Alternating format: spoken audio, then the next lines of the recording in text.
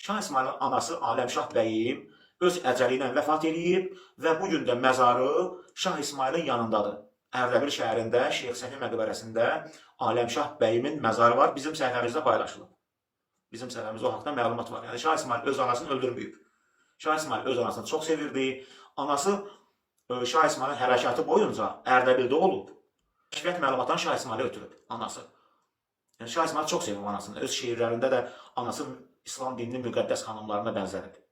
Yəni Şah İsmail öz anasını öldürməyib. Şeyx Heydərin arvadı olur ki, yəni Şeyx Heydər öldürüləndən sonra Şeyx Heydəri öldürən bir sərkərliyə ərə gedir. Şah İsmail bəli onu elan edir. Amma öz anası, doğma anası Aləmşah bəyim sona qədər Şah İsmaili dəstəkləyir.